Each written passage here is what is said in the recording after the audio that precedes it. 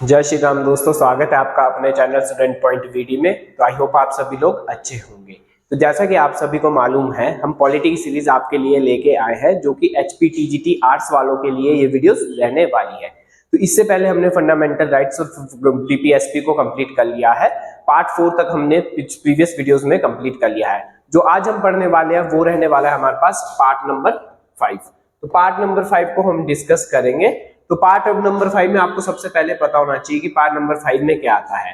तो आपको मैंने पहले भी बताया था कि पार्ट नंबर 1 में कितने आर्टिकल थे, हमारे पास 4 आर्टिकल थे। पार्ट नंबर 2 में हमारे पास, पार्ट नंबर 2 कहां से कहां तक था दोस्तों? पार्ट 2 था हमारे पास 5 से लेके 11 तक। उसके बाद डिस्कस किया था हमने पार्ट 3, जो कि हमारे पास कहां से कहां तक था, 12 से लेके 35 तक था। इसके बाद हमने डिस्कस किया था पार्ट 4, जो कि हमारे पास कहां से था, 36 से लेके 51 था। और जो हम आज डिस्कस करने वाले हैं वो डिस्कस करने वाले हैं हम पार्ट 5, जो कि हमारे पास 52 से 121 तक 151 तक रहने वाला है। तो पार्ट 5 में सबसे पहले हम डिस्कस करेंगे प्रेसिडेंट को, राष्ट्रपति को। तो राष्ट्रपति की कुछ पावर्स होती है जो कि एग्जाम पॉइंट ऑफ व्यू से आपके लिए इंपॉर्टेंट है। सबसे पहले हम देखेंगे प्रेसिडेंट। जो प्रेसिडेंट ऑफ इंडिया रहता है वो हमारा क्या रहता है, head of the Indian state रहता है। Head of the Indian state का मतलब ये हमारा फर्स्ट सिटीजन रहता है हमारे इंडिया का, फर्स्ट सिटीजन ऑफ इंडिया।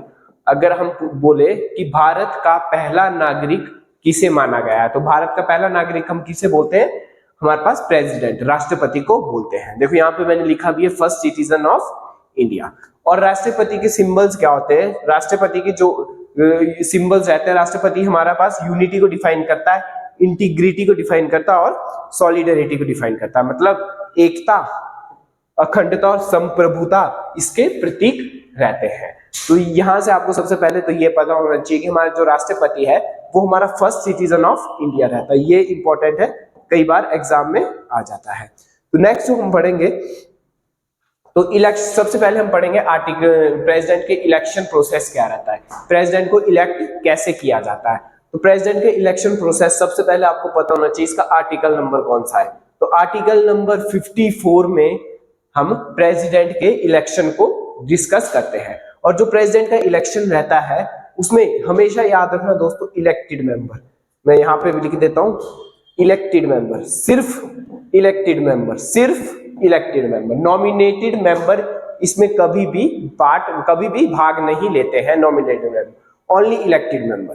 तो इलेक्टेड मेंबर कौन कौन से दोस्तों, एक लोकसभा के इलेक्टेड मेंबर, ठीक है, राज्यसभा के इलेक्टेड मेंबर्स प्रेसिडेंट के इलेक्शन के लिए वोट करते हैं। साथ ही साथ स्टेट, ये इंपॉर्टेंट दोस्तों, स्टेट लेजिस्लेटिव असेंबलीज के जो हमारे एमएलए होते हैं वो भी वोट डालते हैं हमारे प्रेसिडेंट के इलेक्शन के लिए। साथ ही साथ हमारे पास दिल्ली, पुडुचेरी और जम्मू कश्मीर, इन तीन की जो स्टेट असेंबलीज है उनके जो, क्योंकि ये दोस्तों तीनों क्या है हमारे पास, यूटीज है, यूनियन टेरिटरीज है, ठीक है, यूटीज है ये। तो ये जो तीनों यूटीज है, यहाँ के भी एमएलए क्या करते हैं, वोट डालते हैं प्रेसिडेंट के इलेक्शन के लिए। तो आपको पता होना चाहिए प्रेसिडेंट के इलेक्शन के लिए कौन कौन, पहले तो पता होना चाहिए कौन से आर्टिकल में आता है, आर्टिकल नंबर 54 में ये आता है। उसके बाद आपको पता होना चाहिए कि जो प्रेसिडेंट का इलेक्शन प्रोसेस है उसमें वोट कौन कौन डालता है। तो आपको पता होना चाहिए लोकसभा के इलेक्टेड मेंबर, सिर्फ इलेक्टेड मेंबर। आपको पता है इलेक्टेड मेंबर कितने होते हैं लोकसभा में, आगे हम डिस्कस करेंगे। साथ ही साथ राज्यसभा के इलेक्टेड मेंबर, क्योंकि राज्यसभा में आपको पता है 12 मेंबर जो रहते हैं वो नॉमिनेटेड रहते हैं, ये भी हम आगे डिस्कस करेंगे, ठीक है। 12 मेंबर जो रहते हैं वो क्या रहते हैं, नॉमिनेटेड रहते हैं, उनको प्रेसिडेंट ही नॉमिनेट करता है। तो वो उसमें आपके वोट नहीं डालते, सिर्फ इलेक्टेड मेंबर वोट डालते हैं। इलेक्टेड मतलब निर्वाचित सदस्य, सिर्फ निर्वाचित सदस्य ही वोट डालते हैं। साथ ही साथ स्टेट असेंबलीज, मतलब राज्य के विधानसभाओं के जो एमएलए होते हैं वो भी प्रेसिडेंट के इलेक्शन के लिए वोट डालते हैं। और साथ साथ दिल्ली, पुडुचेरी और जम्मू कश्मीर के जो हमारे पास एमएलए होते हैं वो वोट डालते हैं इलेक्शंस के लिए। नेक्स्ट आपको पता होना चाहिए कि nominated member can not be voted, nominate member कभी भी वोट नहीं डालते, मतलब नामांकित सदस्य कभी भी मतदान नहीं करते हैं प्रेसिडेंट के इलेक्शन के लिए, राष्ट्रपति के इलेक्शन के लिए कभी भी नॉमिनेटेड मेंबर वोट नहीं करते। नेक्स्ट जो रहता है आपके पास वोटिंग सिस्टम। अच्छा, अब मतदान प्रणाली क्या रहती है हमारे पास इलेक्शन प्रोसेस की। सबसे पहले होती है हमारे पास दोस्तों प्रोपोर्शनल रिप्रेजेंटेटिव, मतलब अनुपातिक प्रतिनिधित्व। तो इसका मतलब क्या है दोस्तों, इसका मतलब ये है कि आपको मान लो आपके पास प्रेसिडेंट के लिए चार बंदे नॉमिनेट हुए, 1 2 3 4।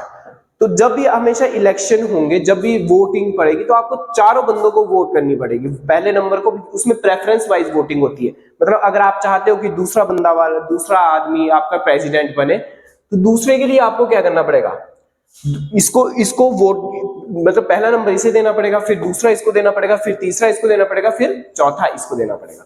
मतलब क्या है कि आपको वोट तो चारों बंदों को डालनी पड़ेगी, प्रेसिडेंट की इलेक्शन के लिए वोट तो चारों बंदों को डालनी पड़ेगी, बट प्रेफरेंस के हिसाब से आप वोट डाल सकते हैं। उसी को हम क्या बोलते हैं, प्रोपोर्शनल रिप्रेजेंटेशन बोलते हैं। मतलब वोट तो आपने चारों बंदों, जो भी इलेक्शन के लिए खड़ा था, प्रेसिडेंट के इलेक्शन के लिए खड़ा था, उन चारों बंदों के लिए वोट डालनी पड़ेगी। बट जो वोट रहती है आपके पास, वो कैसी रहेगी आपके पास, कि आपको परसेंटेज वाइज वोट रहेगी। मान लो आपने पहले बंदे को प्रेफरेंस दी, फिर दूसरे बंदे को, प्रेफरेंस के हिसाब से आपको वोटिंग सिस्टम रहता है। नेक्स्ट आपके पास सिंगल ट्रांसफरेबल वोट, मतलब एकल हस्तांतरणीय मत प्रणाली। नेक्स्ट आपके पास एमएलए वोट वैल्यू डिफर्स, यहाँ पे स्पेस होना है दोस्तों।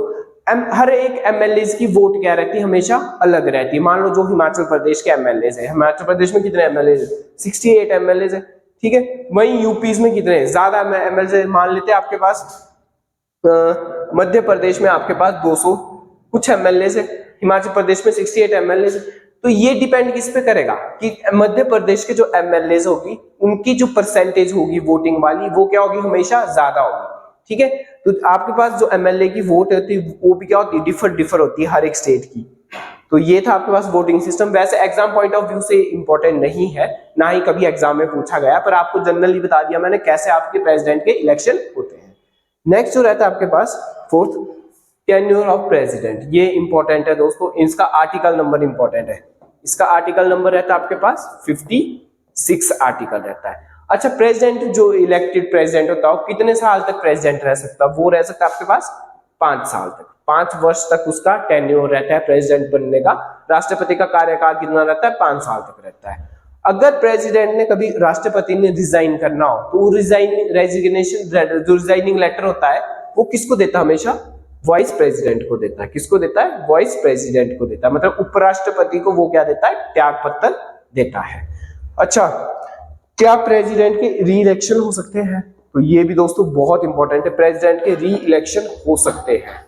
और जो प्रेसिडेंट के री इलेक्शन होते हैं, वो कौन से आर्टिकल के अंदर होते हैं, आर्टिकल नंबर 57 के अंदर रहते हैं। तो ये भी मैं आपको डिस्कस कर दूं कि प्रेसिडेंट के जो इलेक्शन होते हैं, वो दोबारा से हो सकते हैं, री इलेक्ट हो सकते हैं, और आर्टिकल नंबर 57 के अंदर वो री इलेक्शन हो सकते हैं। अब डॉक्टर राजेंद्र प्रसाद थे, ठीक है, डॉक्टर राजेंद्र प्रसाद हमारे ऐसे प्रेसिडेंट है, दो बार लगातार हमारे राष्ट्रपति रहे थे, ठीक है। मतलब शुरू के 5 साल भी वो राष्ट्रपति रहे थे, और अगले 5 साल भी वो क्या रहे थे, राष्ट्रपति रहे थे। तो वही मतलब इसका री इलेक्ट हो सकते हैं हमारे पास दोबारा से राष्ट्रपति। और वो किस आर्टिकल के अंदर री इलेक्ट हो सकते हैं, आर्टिकल नंबर 57 के अंदर। तो ये आर्टिकल्स आपके लिए इंपॉर्टेंट है। नेक्स्ट आपके पास आर्टिकल नंबर 58, वेरी इंपॉर्टेंट, मैं इसको लिखूंगा। आर्टिकल नंबर 58 क्या कहता है आपका, कि राष्ट्रपति की क्वालिफिकेशन क्या होनी चाहिए, योग्यता क्या होनी चाहिए किसी आदमी को राष्ट्रपति बनने के लिए। तो क्या योग्यता रहनी चाहिए, पहली योग्यता ये कि वो भारत का नागरिक होना चाहिए, मतलब सिटीजन ऑफ इंडिया, भारत का नागरिक होना चाहिए। दूसरी योग्यता क्या है इसकी, कि मिनिमम एज, जो राष्ट्रपति की मिनिमम एज है वो कितनी रहनी चाहिए, 35 वर्ष होनी चाहिए। न्यूनतम आयु कितनी रहनी चाहिए किसी राष्ट्रपति को बनने के लिए, 35 साल रहनी चाहिए। हाँ, सबसे इंपॉर्टेंट दोस्तों ये वाला पॉइंट है आपका, सबसे इंपॉर्टेंट ये वाला पॉइंट है, must be qualified for the Lok Sabha election. मतलब लोकसभा सदस्यता की योग्यता होनी चाहिए, मतलब कभी ना कभी वो लोकसभा का मेंबर रहना जरूरी है। अगर किसी को राष्ट्रपति बनना है तो लोकसभा का मेंबर रहना जरूरी है। लास्ट पॉइंट आपके पास, should not be hold any office of profit, मतलब लाभ का पद नहीं होना चाहिए। लाभ का पद मतलब ऐसा कि मान लो कोई आदमी प्रेसिडेंट बन रहा है और वो गवर्नमेंट जॉब में भी है, तो दोनों चीजें आपके लिए पॉसिबल नहीं है। तो ये आपको क्या रहता है कि आपको उसको या तो गवर्नमेंट जॉब छोड़नी पड़ेगी तभी वो राष्ट्रपति बन सकता है। तो ये मतलब रहता है इसका, लाभ का पद नहीं होना चाहिए। तो आपको क्या क्या इसमें क्वालिफिकेशन रही, तो आर्टिकल नंबर 58 जो आर्टिकल नंबर 58 है बड़ा बहुत इंपॉर्टेंट है, जो कि राष्ट्रपति की योग्यता को दर्शाता है। तो इसमें पहला क्या है, भारत की नागरिकता, या पहला क्या है, सिटीजन ऑफ इंडिया होना चाहिए। दूसरा क्या है, इसमें मिनिमम एज कितनी होनी चाहिए राष्ट्रपति को बनने के लिए, 35 साल होनी चाहिए। तीसरा पॉइंट क्या है, must be qualified for the Lok Sabha, मतलब लोकसभा की सदस्यता उसे होनी चाहिए, लोकसभा की सदस्यता की योग्यता उसे होनी चाहिए। और चौथा पॉइंट क्या था, लाभ का पद नहीं होना चाहिए। तो ये इसकी क्वालिफिकेशन रहती है। नेक्स्ट जो आपके पास इलेक्शन डिस्प्यूट, तो ये आपको इतना इंपॉर्टेंट नहीं है। कभी भी अगर राष्ट्रपति पर इलेक्शन डिस्प्यूट, कुछ भी आपके पास चुनावी संबंधित विवाद हो, तो उसका जब भी आपका निवारण करना होगा, या जब भी उसको आपका जब भी उसको चुनौती देनी होगी, तो हमेशा सुप्रीम कोर्ट में ही उसको चुनौती देनी पड़ेगी। मतलब dispute related to election of the president can only be challenged in the supreme court, मतलब राष्ट्रपति के निर्वाचन से संबंधित विवाद केवल सर्वोच्च न्यायालय में ही चुनौती दी जा सकती है। ऐसा नहीं कि आप डिस्ट्रिक्ट कोर्ट में चल जाओ कि इलेक्शन अच्छे से नहीं हुए, या आप हाई कोर्ट में चल जाओ कि प्रेसिडेंट राष्ट्रपति के इलेक्शन अच्छे नहीं हुए। तो इसकी सिर्फ आपको जो योग्यता रहेगी वो कहाँ रहेगी, सिर्फ आपका सुप्रीम कोर्ट में ही आप इसको चैलेंज कर सकते हो। और कौन से आर्टिकल में चैलेंज कर सकते हो, आर्टिकल नंबर 71 में, 71 में। नेक्स्ट जो रहता है आपके पास oath and affirmation, very very very important, मैं इसको बोलूंगा ओथ एंड अफर्मेशन, ठीक है। राष्ट्रपति को शपथ, तो सबसे पहले आपको पता होना चाहिए राष्ट्रपति को शपथ कौन दिलाता है, और ये क्वेश्चन बहुत इंपॉर्टेंट है एग्जाम के लिए। तो राष्ट्रपति को शपथ कौन दिलाता है, आपके पास चीफ जस्टिस ऑफ इंडिया, बहुत इंपॉर्टेंट है, यहां लिख लूंगा मैं इसको, चीफ CJIB हम इसको बोलते हैं, चीफ जस्टिस ऑफ इंडिया राष्ट्रपति को शपथ दिलाता है। अगर वो नहीं है वहां पर, मान लो चीफ जस्टिस ऑफ इंडिया छुट्टी पे गए, हॉलीडे पे गए हैं, तो उनको कौन आपके पास शपथ दिलाएगा, सीनियर जज शपथ दिलाएगा। और राष्ट्रपति की शपथ की बात कौन से आर्टिकल में की गई है, तो वो की गई है आपके पास article number 60, article number 60, very very very important, very very very important, कि राष्ट्रपति को शपथ की बात कौन से आर्टिकल में की गई है, आर्टिकल नंबर 60 में की गई है। और राष्ट्रपति को शपथ कौन दिलाता है, राष्ट्रपति को शपथ आपको दिलाता है चीफ जस्टिस ऑफ इंडिया, ठीक है। वरिष्ठ या मुख्य न्यायाधीश, आप हिंदी में बोलेंगे, भारत के जो मुख्य न्यायाधीश है वो राष्ट्रपति को शपथ दिलाते हैं। अगर आपके भारत के मुख्य न्यायाधीश छुट्टी पे है या कहीं वहां पे अवेलेबल नहीं है, उनको शपथ कौन दिलाएंगे, वरिष्ठ न्यायाधीश, मतलब सीनियर जज उनको शपथ दिलाएंगे। अच्छा, जब भी राष्ट्रपति की शपथ होती है तो वो राष्ट्रपति की किस लिए शपथ लेते, वो कि मैं संविधान की रक्षा करूंगा, संरक्षण करूंगा और संवर्धन की शपथ लेता हूं, मतलब प्रिजर्व करूंगा हम अपने कॉन्स्टिट्यूशन को, प्रोटेक्ट करूंगा अपने कॉन्स्टिट्यूशन को, और डिफेंड करूंगा अपने कॉन्स्टिट्यूशन को।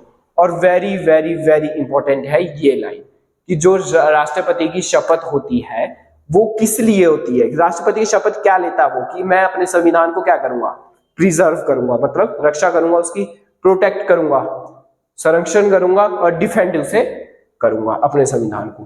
तो ये तीन बातें आप याद कर लेना, बहुत इंपॉर्टेंट है एग्जाम पॉइंट ऑफ व्यू से। तो नेक्स्ट स्लाइड में हम पढ़ेंगे इम्पीचमेंट, इम्पीचमेंट ऑफ प्रेसिडेंट, मतलब जो आपके राष्ट्रपति होते हैं उन्हें इम्पीच कैसे किया जाता है।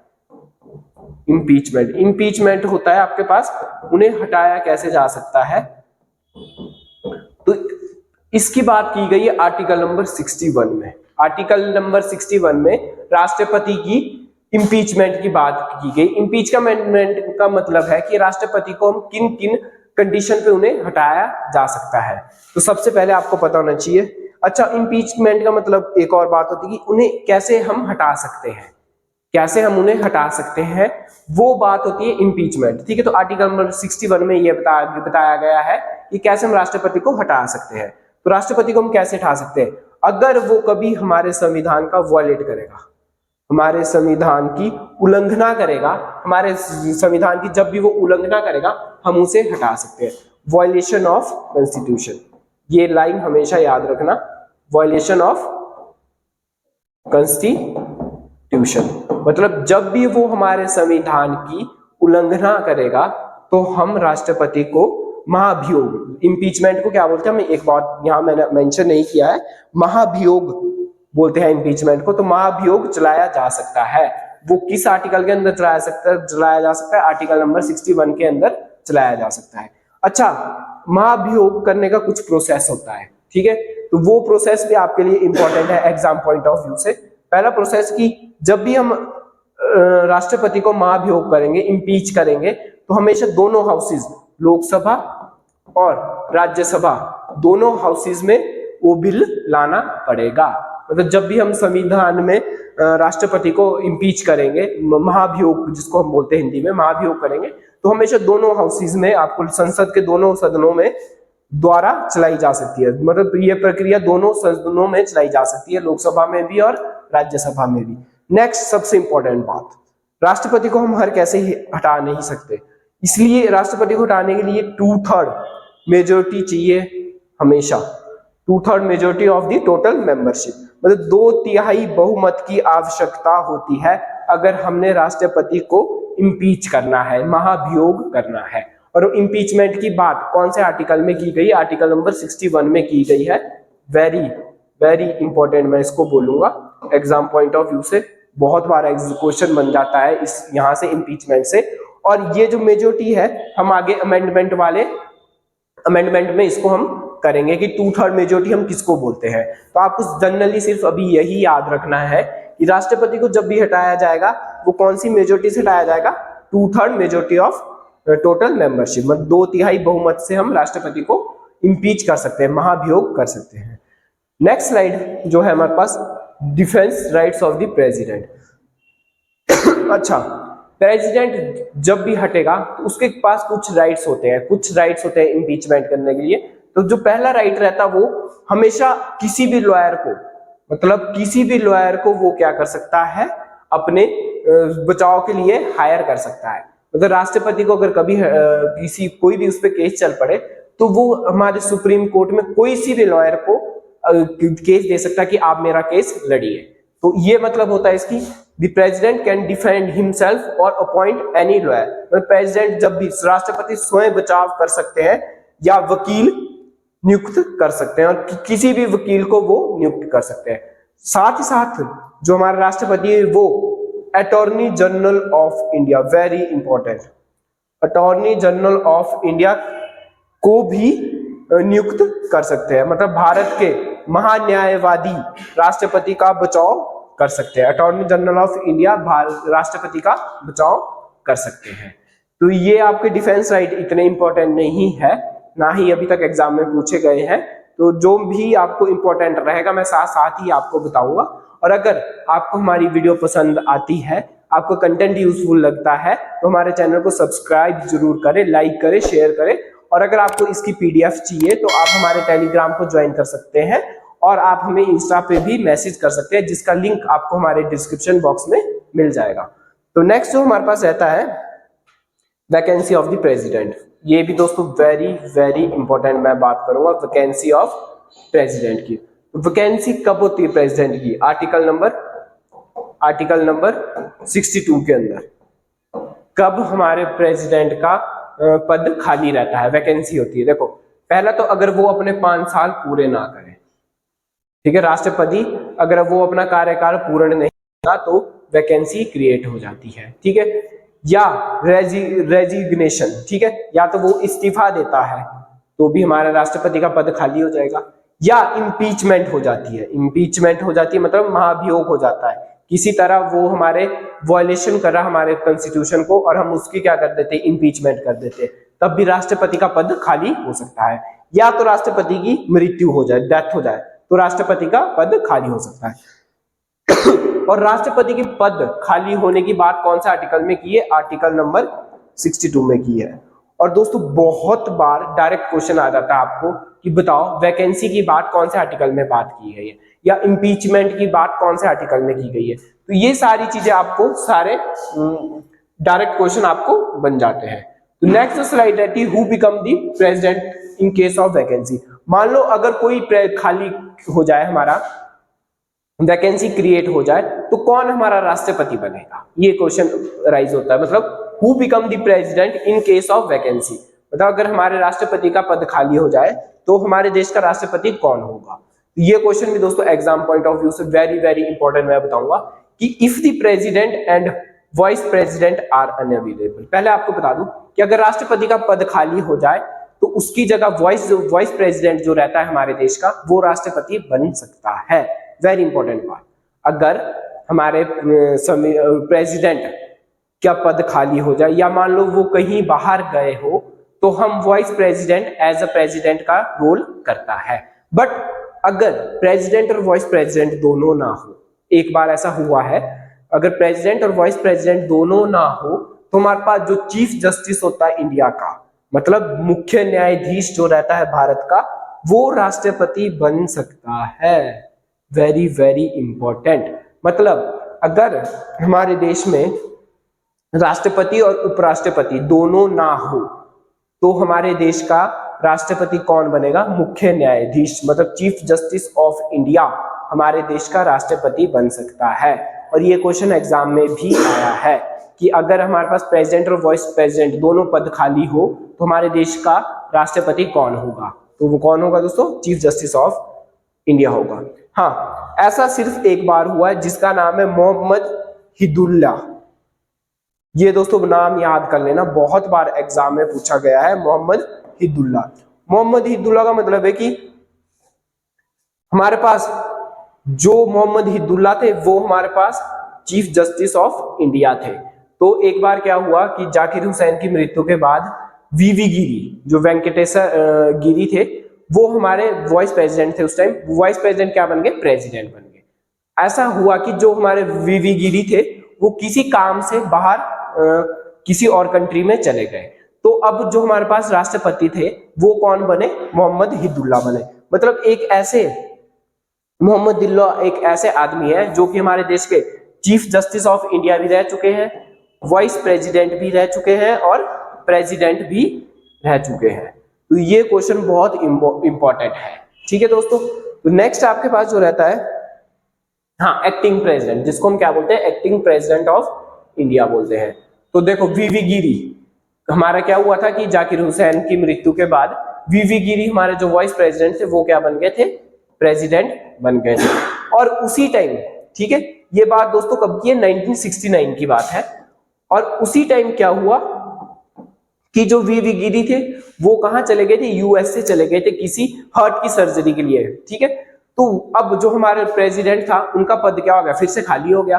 तो उसकी जगह अब किसने ले ली थी, मोहम्मद हिदुल्ला ने ले ली थी। और मोहम्मद हिदुल्ला एक ऐसे आदमी है जो 2 बार थे, सॉरी दोस्तों आदमी थे, अब इनकी डेथ हो चुकी है, 2 बार हमारे प्रेसिडेंट रह चुके हैं, एक्टिंग प्रेसिडेंट रह चुके हैं। मतलब एक्चुअली वो प्रेसिडेंट नहीं थे पर वो फिर भी 2 बार क्या रह चुके हैं, हमारे देश के राष्ट्रपति रह चुके हैं। तो अब जब वीवी गिरी हार्ट की सर्जरी के लिए गए तो हमारे देश के राष्ट्रपति कौन बने, मोहम्मद हिदुल्ला बने। और उस टाइम ये क्या होते थे, चीफ जस्टिस ऑफ इंडिया होते थे, सीजीआई होते थे, सीजेआई, ठीक है। तो चीफ जस्टिस ऑफ इंडिया हमारे देश का क्या बन सकता है, राष्ट्रपति बन सकता है। वही बसप्पा धनप्पा, ये भी दोस्तों हमारे प्रेसिडेंट रह चुके थे। एक्चुअली ये प्रेसिडेंट नहीं थे बट फिर भी ये प्रेसिडेंट का रोल कर चुके हैं। तो ये इसमें आपने तीनों नाम लर्न कर लेने। नेक्स्ट हम इनके पावर और फंक्शन के बारे में पढ़ेंगे, राष्ट्रपति के अधिकार और कार्य के बारे में पढ़ेंगे और इससे दोस्तों क्वेश्चन एग्जाम में आ जाता है। तो सबसे पहले हम देखेंगे इसमें अपॉइंटमेंट, राष्ट्रपति द्वारा क्या क्या नियुक्त किया जा सकता है। तो राष्ट्रपति के द्वारा क्या क्या नियुक्त किया जाता है, सबसे पहले आपको पता होना चाहिए, राष्ट्रपति प्राइम मिनिस्टर को नियुक्त कर सकते हैं। वेरी वेरी इंपॉर्टेंट दोस्तों, राष्ट्रपति किसको नियुक्त कर सकते हैं, हमारे पास प्राइम मिनिस्टर को नियुक्त कर सकते हैं।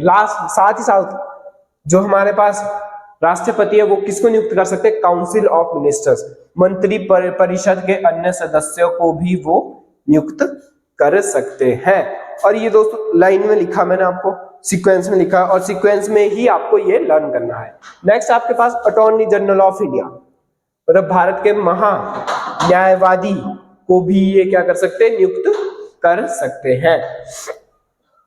नेक्स्ट आपके पास controller and auditor general of India, तो सीएजी जिसको हम शॉर्ट फॉर्म में क्या बोलते हैं, CAG बोलते हैं।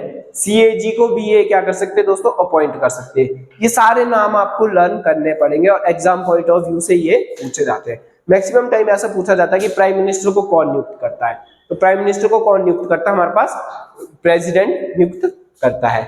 लास्ट अगला क्या हमारे पास, चीफ इलेक्शन कमिश्नर और इलेक्शन कमिश्नर।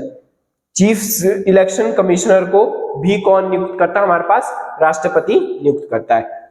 वेरी इंपॉर्टेंट दोस्तों, chairman and the members of UPSC, मतलब जिन लोगों ने आपके पास यूपीएससी टेस्ट एग्जाम भी निकाला है उनकी नियुक्ति भी कौन करता है, हमारे पास राष्ट्रपति करता है। आपने देख रखा होगा जब भी वो ट्रेनिंग के बाद आते हैं यूपीएससी मेंबर, तो उनकी एक फोटो लगाई जाती है, हमारे राष्ट्रपति के साथ एक उनकी फोटो ली जाती है, तो उस टाइम उनको क्या मिलती है, अपॉइंटमेंट मिलती है। तो जो हमारे पास चेयरमैन होते हैं यूपीएससी के और मेंबर्स होते हैं यूपीएससी के, उनको भी कौन नियुक्त करता है, आपके पास राष्ट्रपति नियुक्त करता है। नेक्स्ट स्लाइड में देखेंगे, हाँ ज्वाइंट, इतना ये इंपॉर्टेंट नहीं दोस्तों, ज्वाइंट पब्लिक सर्विस कमिश्नर के लोगों को भी, ये चेयरमैनों को भी कौन नियुक्त करता है, राष्ट्रपति नियुक्त करता है। ये इतना इंपॉर्टेंट नहीं है, हाँ ये very very important, article number 155, governor, राष्ट्रपति राज्यपालों को भी क्या करता है, नियुक्त करता है। Very very important, governor of the states, राज्य के राज्यपालों को भी कौन नियुक्त करता है, आपका राष्ट्रपति नियुक्त करता है। और नेक्स्ट दोस्तों, ये इतना इंपॉर्टेंट नहीं है, ये भी इतना इंपॉर्टेंट नहीं है आपके एग्जाम पॉइंट ऑफ व्यू से। और ये जो आपको मैंने अपॉइंटमेंट बताई, ये सारी की सारी आपके लिए एग्जाम में पूछी जा सकती है, और जरूरी नहीं कि आपको टेट में ही पूछी जाए, कोई भी एग्जाम आप दोगे इंडिया जीके हमेशा आपको पूछी जाती है। तो ये सारी चीजें आपको लर्न होनी चाहिए। एक साथ पॉलिटी के नोट्स बना लो जो आपके लिए हर एग्जाम में काम आएंगे। तो आपको जितना भी इंपॉर्टेंट क्वेश्चन है वो मैंने अपने सारे स्लाइडर्स में मेंशन कर रखा है, जहां से भी क्वेश्चन बनते हैं पॉलिटी के, वो सब कुछ आपको हमारी स्लाइड में मिल जाएगा। बस जल्दी से एक छोटा सा लाइक, सब्सक्राइब और कमेंट बॉक्स में एक छोटा सा हार्ट जरूर रिएक्ट करो। मैं अपनी हर वीडियोस में आपको बोलता हूं कि अगर आपको हमारी वीडियो पसंद आती है तो हमेशा फीडबैक जरूर दिया करें। तो नेक्स्ट की तरफ बढ़ते हैं। नेक्स्ट क्या रहता है हमारे पास, नेक्स्ट रहता है लेजिस्लेटिव पावर, विधायी शक्ति। और वेरी इंपॉर्टेंट है दोस्तों ये लेजिस्लेटिव पावर्स क्या रहती है हमारे प्रेसिडेंट की, तो एक एक करके हम डिस्कस करेंगे। सबसे पहले आपको पता होना चाहिए संसद में क्या क्या चीजें आती है। पार्लियामेंट जो सिस्टम रहता है, पार्लियामेंट में आपके पास क्या क्या चीजें आती है, सबसे पहले ये आपको पता होना चाहिए। पार्लियामेंट में हमेशा लोकसभा आती है, राज्यसभा आती है, साथ में दोस्तों वेरी वेरी इंपॉर्टेंट प्रेसिडेंट भी हमारे पास किसके अंदर आते हैं, संसद के अंदर आते हैं। मतलब पार्लियामेंट, जो पार्लियामेंट रहती है आपके पास, पार्लियामेंट किन चीजों से बनी है दोस्तों, तो पार्लियामेंट बनी है आपके पास किन चीजों से, एक बनी आपके पास लोकसभा, लोकसभा से बनी है, एक बनी आपके पास राज्यसभा से, एक किससे बनी है, राज्यसभा से बनी है। तीसरा दोस्तों वेरी इंपॉर्टेंट, प्रेसिडेंट भी हमेशा संसद के अंदर ही आते हैं, और ये क्वेश्चन एग्जाम में पूछा जाता है। पार्लियामेंट के अंदर क्या क्या चीजें आती है, लोकसभा आता है, राज्यसभा आता है और प्रेसिडेंट आता है। नेक्स्ट जो रहता है आपके पास लेजिस्लेटिव पावर में जो रहता है सबसे इंपॉर्टेंट, समनिंग दी पार्लियामेंट, संसद को बुलावा, ठीक है। प्रेसिडेंट जो रहता है वो कभी भी किसी भी टाइम संसद को बुला सकता है। वेरी इंपॉर्टेंट दोस्तों ये है समनिंग दी पार्लियामेंट, संसद को बुलाना। नेक्स्ट आपका डिसोल्यूशन ऑफ लोकसभा, लोकसभा को भंग या विघटन कौन कर सकता है, लोकसभा को भंग कौन कर सकता है, ये भी कौन कर सकता है दोस्तों, हमारे राष्ट्रपति कर सकते हैं, प्रेसिडेंट कर सकते हैं। वेरी इंपॉर्टेंट, प्रेसिडेंट क्या कर सकते हैं दोस्तों, जो लेजिस्लेटिव पावर हम जो पढ़ रहे हैं, विधायी शक्तियां जो हम पढ़ रहे हैं, सारी किसकी शक्ति है, राष्ट्रपति की शक्ति है। राष्ट्रपति कभी भी संसद को बुला सकते हैं, वेरी इंपॉर्टेंट। राष्ट्रपति कभी भी आपके पास लोकसभा को क्या कर सकते हैं, विघटन कर सकते हैं, लोकसभा को खत्म कर सकते हैं। कौन से आर्टिकल के अंदर, आर्टिकल नंबर 85 2 क्लॉज के अंदर, ठीक है। तो ये आगे हम डिस्कस भी करेंगे, ठीक है, जब हम पार्लियामेंट्री सिस्टम बनेंगे वहां भी हम इसको डिस्कस करेंगे। नेक्स्ट सबसे इंपॉर्टेंट दोस्तों joint session, very very important, मैं इसको बोलूंगा। जो हमारे पास राष्ट्रपति होते हैं वो ज्वाइंट सेशन बुला सकते हैं। ज्वाइंट सेशन का मतलब क्या है, एक साथ लोकसभा और राज्यसभा के मेंबर्स को बिठा सकते हैं। वोटिंग के लिए, ठीक है। सबसे इंपॉर्टेंट मतलब ऐसा कब होगा, जब कभी भी बहुत बड़ा कानून बनना होगा, ठीक है। लोकसभा और राज्यसभा को एक साथ बिठाया जा सकता है, ठीक है। लोकसभा और राज्यसभा के मेंबर को एक साथ बिठाया जा सकता है। और दोस्तों ऐसा हमेशा याद रखना, आर्टिकल नंबर 108, और ये पूछा जाता है 108 से, आप याद रखना एम्बुलेंस। एम्बुलेंस कब हम यूज करते हैं, एक इमरजेंसी सिचुएशन में यूज करते हैं, और इमरजेंसी सिचुएशन में हम लोकसभा और राज्यसभा के दोनों मेंबरों को क्या एक साथ बुला सकते हैं। और एक साथ उनको कौन बुला सकता है, हमारे पास राष्ट्रपति, प्रेसिडेंट उनको बुला सकता है। तो ये सबसे इंपॉर्टेंट है दोस्तों, ज्वाइंट सेशन ऑफ समनी, मतलब संयुक्त सत्र को बुलाना। संयुक्त सत्र को बुलाना कौन से आर्टिकल के अंदर आता है, हमारे पास 108 आर्टिकल के अंदर आता है। नेक्स्ट जो रहता है आपके पास राज्यसभा ज्वाइंट सेशन। हाँ, राज्यसभा डज नॉट डिसॉल्व। एक और बात वेरी इंपॉर्टेंट कि राज्यसभा कभी भी भंग नहीं हो सकती।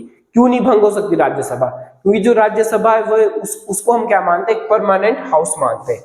जो राज्यसभा है उसको हम क्या बोलते हैं, परमानेंट हाउस बोल सकते हैं। और राज्यसभा आपकी कभी भी भंग नहीं हो सकती। तो मतलब जो हमारा राष्ट्रपति वो किसको भंग कर सकता है, सिर्फ लोकसभा को भंग कर सकता है, लोकसभा को खत्म कर सकता है। राज्यसभा को कभी भी वो भंग नहीं कर सकता, क्योंकि राज्यसभा क्या है दोस्तों, हमेशा एक परमानेंट बॉडी है, परमानेंट आपके पास हाउस है। नेक्स्ट आपके पास speaker of the Lok Sabha preside over joint session. हाँ, अगर कभी हमारे देश में ज्वाइंट सेशन बैठ गया, अभी तक सिर्फ 3 बार हमारे देश में ज्वाइंट सेशन बैठा है, ठीक है। संयुक्त सत्र जिसको हम बोलते हैं, संयुक्त सत्र हम जिसको बोलते हैं, 3 बार हमारे देश में संयुक्त सत्र बैठा है। और उसकी जो हेड होता है उसका संयुक्त सत्र का, वो कौन होता है, वो याद रखना दोस्तों, हमेशा स्पीकर होता है। कौन होता है, स्पीकर होता है। लोकसभा का जो स्पीकर होता है, स्पीकर ऑफ लोकसभा। राज्यसभा का स्पीकर कभी भी ज्वाइंट सेशन नहीं करता। वेरी वेरी इंपॉर्टेंट बात, अपने पास लिख लो इसको। राज्यसभा का जो स्पीकर है वो कभी भी ज्वाइंट सेशन मतलब संयुक्त सत्र की ज्वाइंट सेशन को कभी नहीं हेल्ड करता। पर जो आपके पास लोकसभा है, लोकसभा का जो अध्यक्ष होता है, लोकसभा का जो अध्यक्ष होता है वो संयुक्त सत्र की अध्यक्षता करता है।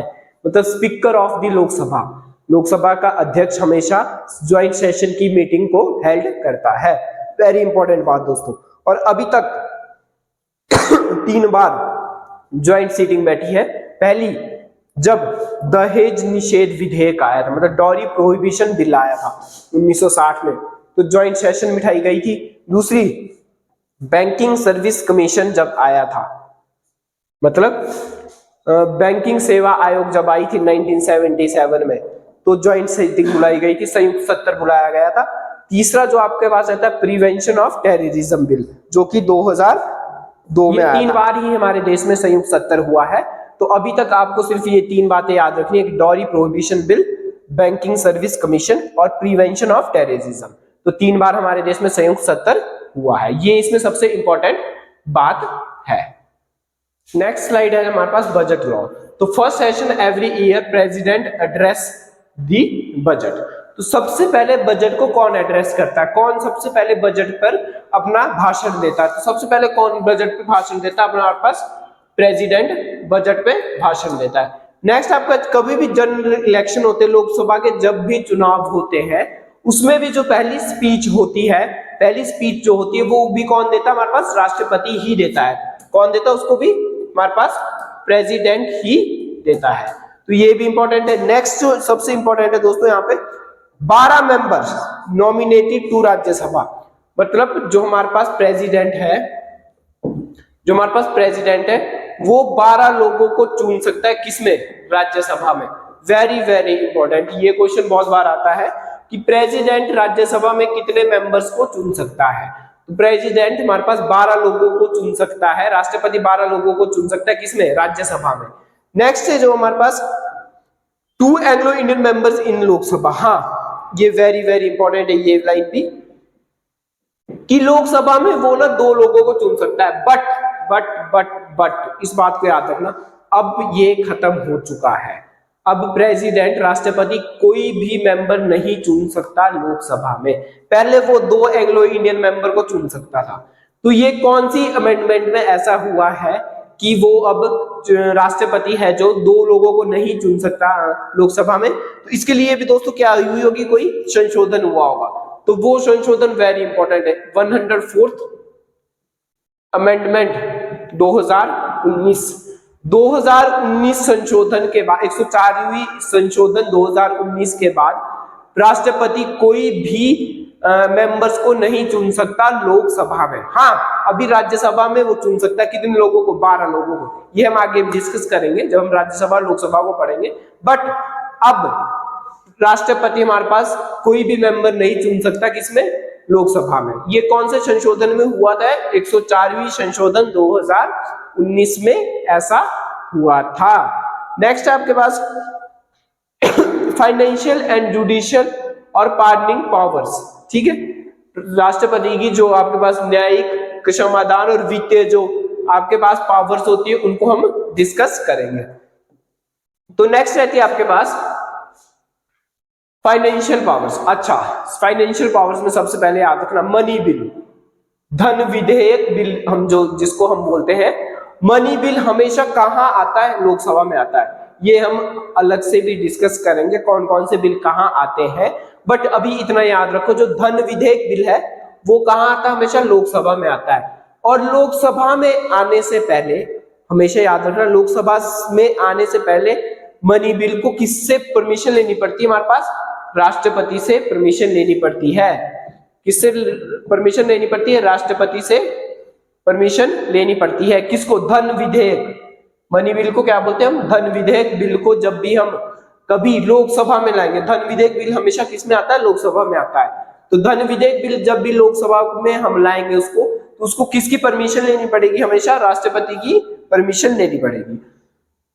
नेक्स्ट आपका annual budget presented with the present. Annual budget कभी भी, अगर हमारे एनुअल बजट जब भी आता है हमारे देश का हर साल में, तो उसको भी किसकी परमिशन लेनी पड़ती है हमारे पास, उसको लाने से पहले भी हमेशा प्रेसिडेंट की परमिशन लेनी पड़ती है।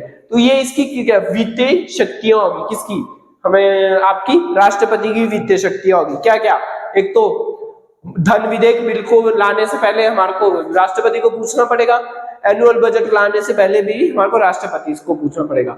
और सबसे इंपॉर्टेंट दोस्तों, फाइनेंस कमीशन। फाइनेंस कमीशन को कौन बनाता है, इसमें बहुत से बच्चे कंफ्यूज होते हैं कि फाइनेंस कमीशन को हमारे पीएम बनाते हैं। तो फाइनेंस कमीशन जब भी बनता है हमारे पास, वो कौन बनाता है, प्रेसिडेंट बनाता है। कौन बनाता है उसको, प्रेसिडेंट बनाता है। अच्छा, कौन से आर्टिकल के अंदर है फाइनेंस कमीशन, 280। ये दोस्तों बहुत बार क्वेश्चन आया है, फाइनेंस कमीशन कौन से आर्टिकल के अंदर। यहाँ पे मैंने लिखा है भी, देखो, स्टेट फाइनेंस कमीशन 243 के अंदर है, स्टेट इलेक्शन कमीशन 243 के अंदर है, और इलेक्शन कमीशन ऑफ इंडिया 324 के अंदर है। तो ये तीनों ही आर्टिकल आपके लिए इंपॉर्टेंट है। फाइनेंस कमीशन इंडिया का आर्टिकल नंबर 280, स्टेट का finance commission article number 243, state का इलेक्शन कमीशन 243 के में, और election commission of India article number 324। ये चारों आर्टिकल आपके लिए बड़े इंपॉर्टेंट है। नेक्स्ट स्लाइड है, हम उसमें अब पढ़ेंगे न्यायिक शक्तियां, जुडिशियल पावर्स ऑफ राष्ट्रपति। राष्ट्रपति की क्या क्या उनके पास न्यायिक शक्तियां है। तो जो हमारा राष्ट्रपति वो किसको अपॉइंट कर सकता है, चीफ जस्टिस ऑफ इंडिया को अपॉइंट कर सकता है। कौन, राष्ट्रपति। अभी मैंने पहले भी आपको बताया था कि राष्ट्रपति को शपथ भी कौन दिलाता है, चीफ जस्टिस ऑफ इंडिया दिलाता है शपथ। ठीक है, पर राष्ट्रपति जो है हमारे पास, चीफ जस्टिस को कौन अपॉइंट कर सकता है हमारे पास, राष्ट्रपति अपॉइंट कर सकता है। प्रेसिडेंट उसको अपॉइंट कर सकता है। जो जज होते हैं हमारे पास सुप्रीम कोर्ट के और हाई कोर्ट के जजेस, उन सबको भी कौन अपॉइंट करता है हमारे पास, राष्ट्रपति अपॉइंट करता है। तो ये इसकी क्या होगी, न्यायिक शक्तियां होगी। अच्छा, president can seek advice from the supreme court. अगर राष्ट्रपति को कुछ जानना हो, ठीक है, कुछ भी किसी की इंफॉर्मेशन जाननी हो, तो राष्ट्रपति सुप्रीम कोर्ट से वो इंफॉर्मेशन ले सकता है। और वो कौन से इंफॉर्मेशन ले सकता है, 143। इसको याद कर लेना, 143 से वो क्या ले सकता है, कोई भी इंफॉर्मेशन ले सकता है सुप्रीम कोर्ट से। मतलब राष्ट्रपति और सुप्रीम कोर्ट में एक प्रकार से संबंध है। तो राष्ट्रपति क्या 143 का मतलब क्या बोल रहा है उसको, आई लव यू। तो मतलब उससे कोई आई लव यू से क्या मतलब, उससे कोई भी एडवाइस वो या कुछ भी इंफॉर्मेशन वो ले सकता है। कौन? राष्ट्रपति। कौन से आर्टिकल के नंबर 143 से। ठीक है। नेक्स्ट है आपके पास army law, army court martial decision, ये सारे कौन ले सकता है? प्रेसिडेंट ले सकता है। बट ये इतना इंपॉर्टेंट नहीं है आपके एग्जाम पॉइंट ऑफ व्यू से। जो भी एग्जाम पॉइंट ऑफ व्यू से इंपॉर्टेंट है वही मैं आपको डिस्कस करूंगा। हाँ, अगर आपको हमारी वीडियो पसंद आ रही है, कंटेंट यूजफुल लग रहा है आर्ट्स के लिए जो हम कंटेंट बना रहे हैं, अगर आपको यूजफुल लगता है और इसकी पीडीएफ अगर आपको चाहिए तो हमारे टेलीग्राम चैनल को ज्वाइन कर सकते हैं, जिसका लिंक आपको डिस्क्रिप्शन बॉक्स में मिल जाएगा। साथ ही साथ हमें इंस्टा पे भी मैसेज कर सकते हैं, जो कि आपको, इसका लिंक भी आपको डिस्क्रिप्शन बॉक्स में मिल जाएगा। और अगर वीडियो पसंद आ रही तो दोस्तों जल्दी से लाइक जरूर करें और चैनल पर नए हो और चैनल को सब्सक्राइब जरूर करें। बहुत मेहनत लगती है आपके लिए कंटेंट बनाने में, साथ ही साथ आपके लिए पीडीएफ बनाने में भी। तो आप छोटा सा सब्सक्राइब तो आई होप कर सकते हैं। नेक्स्ट हम पढ़ने वाले पार्डनिंग पावर। अच्छा, एक स्पेशल पावर है हमारे पास राष्ट्रपति के पास कि वो किसी की भी सजा को रोक सकता है। तो वो कौन सा आर्टिकल के नंबर अंदर आती है? आर्टिकल नंबर 72 के अंदर। वेरी इंपॉर्टेंट दोस्तों, कि वो अगर मान लो, देखो आप टाइप्स ऑफ पार्डनिंग पावर भी हम पढ़ेंगे। प्रेसिडेंट क्या कर सकता है? किसी की सजा को क्या कर सकता है? क्षमा कर सकता है। मान लो उसको फांसी की सजा है तो प्रेसिडेंट उस फांसी की सजा को रुकवा सकता है। तो देखो पहली पावर दोस्तों पार्डन पावर जिसको बोलते हैं, कंप्लीट रिमूवल ऑफ पनिशमेंट, मतलब उसको जो भी पनिशमेंट मिली होगी उसको क्या कर सकता है? वो हटा सकता है। कौन? राष्ट्रपति। नेक्स्ट है आपका कम्यूटेशन, परिवर्तन। मान लो उसको कोई पनिशमेंट मिली है, फांसी की उसको सजा मिली है, पर प्रेसिडेंट राष्ट्रपति के पास इतनी पावर है कि उस फांसी की सजा को किसमें कन्वर्ट कर सकता है? आपके पास लाइफ टाइम इम्प्रिजमेंट में कन्वर्ट कर सकता है। तो इतनी पावर है हमारे राष्ट्रपति के पास कि उसने फांसी की सजा को क्या कर दिया? चेंज कर दिया, या वो फांसी की सजा को भी क्या कर सकता है? रुकवा सकता है। तीसरी जो पावर है हमारे पास remission, reduction in sentence of duration. मान लो उसको जेल हुई है 10 सालों की, पर उसका बिहेवियर अच्छा है, तो राष्ट्रपति उसकी 10 साल की सजा को क्या कर सकता है? कम कर सकता है। उसकी ड्यूरेशन क्या कर सकता है? कम कर सकता है, तो जिसको बोलते हैं रिमिशन, दंडकाल में कमी। नेक्स्ट आपका विशेष राहत, रिड्यूस पनिशमेंट इन स्पेशल केसेस। स्पेशल केसेस में उसकी पनिशमेंट को क्या कर सकता है? वो रोक सकता है।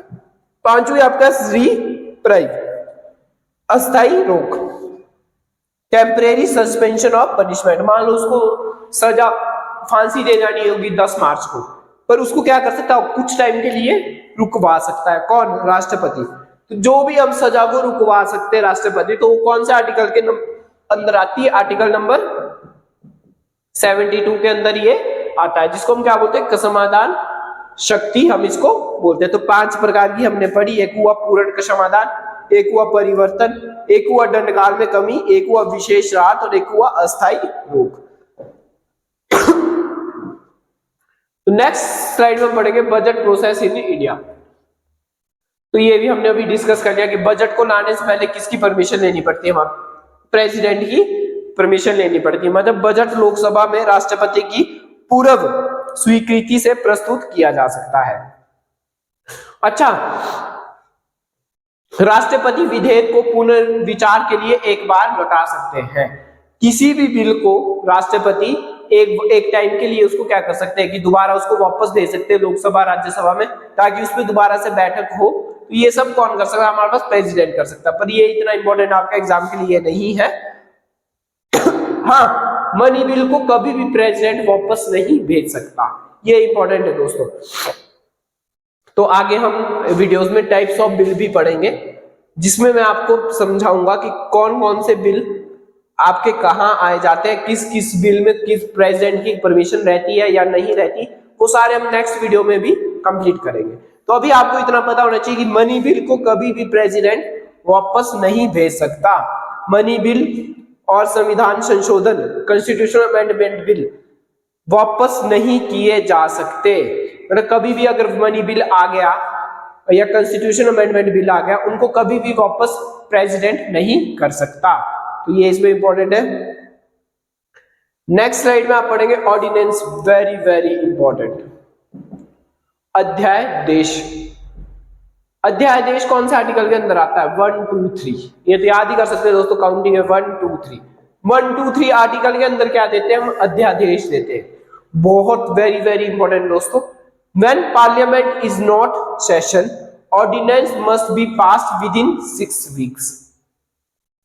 संसद सत्र में ना होने पर अध्यादेश 6 सप्ताहों के भीतर पारित करना अनिवार्य है। हाँ, ऑर्डिनेंस का मतलब होता है कि मान लो अभी आपने कोई लॉ पास करवाना हो और वहां पे लोग ना लोकसभा बैठी हो ना राज्यसभा बैठी हो, क्योंकि लॉ बनने से पहले आपको किसकी परमिशन वहां कहां पे पास करना पड़ता है? या तो वो लोकसभा में पास करना पड़ता है या वो राज्यसभा में पास करना पड़ता है। पर मान लेते कि लोकसभा और राज्यसभा दोनों ही उस टाइम नहीं है, तो एक प्रकार से जो राष्ट्रपति हमारे पास, वो उस लॉ को क्या कर देता है? पास कर देता है, मतलब उसको बोलते हैं ऑर्डिनेंस इशू कर देता है। बट उस ऑर्डिनेंस को जो सिर्फ 6 महीने तक ही इशू कर सकता है।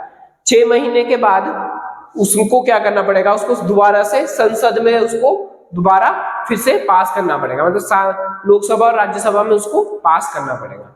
तो इसमें इंपॉर्टेंट क्या है कि ऑर्डिनेंस क्या होता है? एक प्रकार से थोड़े इमरजेंसी सिचुएशन में क्या, अगर कानून बनाना हो तो एक कौन बना सकता है? हमारे पास राष्ट्रपति बना सकता है, तो उसको क्या बोलते हैं? ऑर्डिनेंस इशू कर सकता है वो। और ऑर्डिनेंस इशू का मैक्सिमम टाइम कितना है?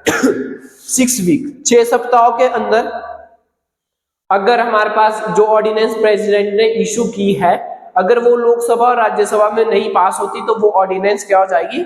रद्द हो जाएगी। बट अगर वो लोकसभा और राज्यसभा में पास होगी तो आपका क्या बन जाएगा? कानून बन जाएगा। तो ऑर्डिनेंस से आपको बस आर्टिकल नंबर याद रखना है, जिसको हिंदी में क्या बोलते हैं? हम अध्यादेश बोलते हैं। नेक्स्ट आपके पास वॉइस प्रेसिडेंट के बारे में हम अभी डिस्कस कर लेते हैं। वीडियो थोड़ी लंबी चली जाएगी, बट इसमें जो भी इंपॉर्टेंट होगा वो हम आपको सारा करवाएंगे। तो वॉइस प्रेसिडेंट में आपको पता होना चाहिए वॉइस प्रेसिडेंट की क्वालिफिकेशन कौन से आर्टिकल के अंदर आती है। तो आर्टिकल नंबर 63। और इसका टाइम कितना रहता है दोस्तों? 5 साल रहता है। टर्म कार्यकाल कितना रहता है इसका? 5 साल रहता है। हाँ, इसमें सबसे इंपॉर्टेंट बात कि जो हमारे पास लोकसभा थी, जो आपके पास राष्ट्रपति थे, राष्ट्रपति को कहां पास होना पड़ता था? लोकसभा में उसको मेंबर होना जरूरी था। बट वाइस प्रेसिडेंट को किसका मेंबर होना जरूरी है? आपके पास राज्यसभा का मेंबर होना जरूरी है। ठीक है, ये इसमें इंपॉर्टेंट बात है और यही इसमें दोनों में डिफरेंस है कि जो आपके राष्ट्रपति थे उनको किसका मेंबर होना पड़ता था? लोकसभा का मेंबर होना पड़ता था। किसको? राष्ट्रपति को। बट जो हमारे पास आपके पास वॉइस प्रेसिडेंट है, उपराष्ट्रपति है, उसको किसका मेंबर रहना जरूरी है? उसको राज्यसभा का मेंबर होना जरूरी है। तो ये दोनों में क्या था? डिफरेंस था, और ये दोनों ही इंपॉर्टेंट है आपके लिए। नेक्स्ट आपके पास इलेक्शन प्रोसेस। अब जो हमारे पास राष्ट्रपति थे उसके लिए कौन वोट डालता था?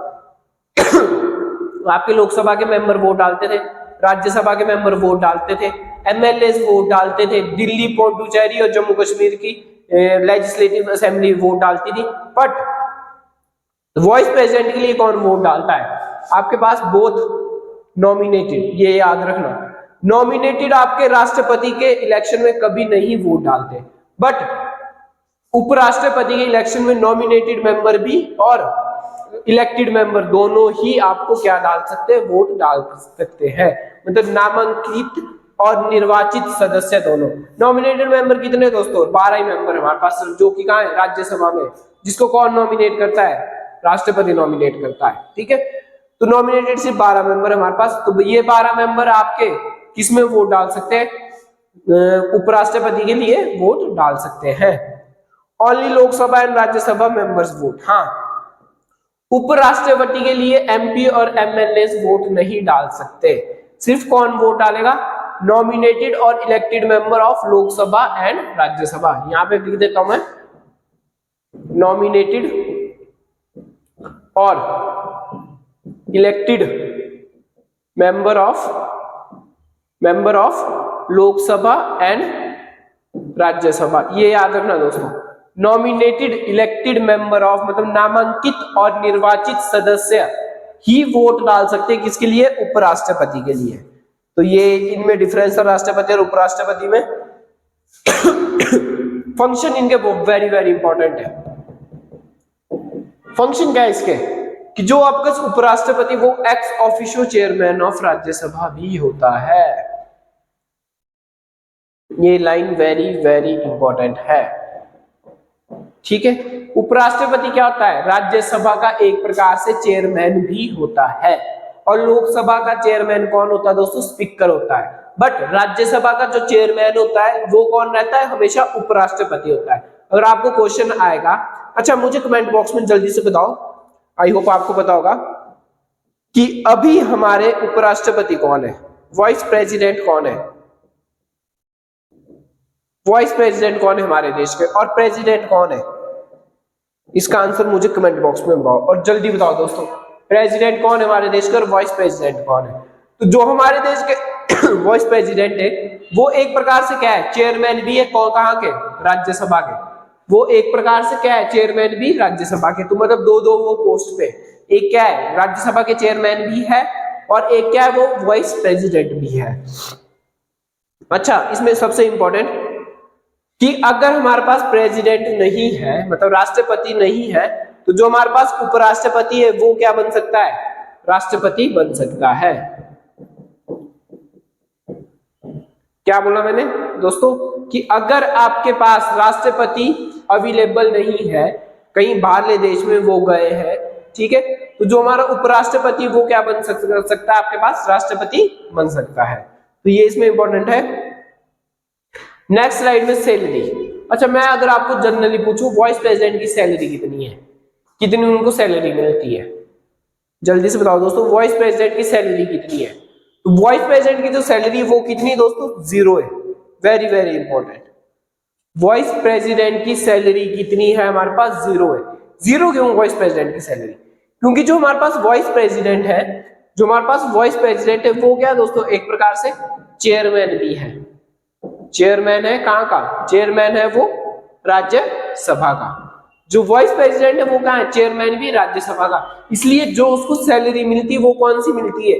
चेयरमैन ऑफ राज्यसभा वाली सैलरी उसको मिलती है। वाइस प्रेसिडेंट की कोई भी अपनी सैलरी नहीं है, क्योंकि अगर देखो उसको वाइस प्रेसिडेंट की भी सैलरी अगर हम देने लगे, चेयरमैन की भी उसको क्या सैलरी देने लगे, तो उसके पास तो दो सैलरी हो जाएगी। तो उन्होंने क्या बोला कि आपको जो सैलरी मिलेगी वो कौन सी मिलेगी? चेयरमैन ऑफ राज्यसभा वाली मिलेगी। इसलिए वाइस प्रेसिडेंट की सैलरी कितनी होती है? 0 होती है। हाँ, जो चेयरमैन की सैलरी होगी ना वहां पे उतने उनको पैसे मिलेंगे। तो नेक्स्ट आपके पास first vice president of India कौन रहे हमारे पास? डॉक्टर सर्वपल्ली राधाकृष्णन। डॉक्टर सर्वपल्ली राधाकृष्णन हमारे फर्स्ट वाइस प्रेसिडेंट रहे हैं। और इसका दोस्तों मुझे कमेंट बॉक्स में एक और आंसर आप देंगे कि सर्वपल्ली राधाकृष्णन जो थे हमारे, इन पे एक डे मनाया जाता है।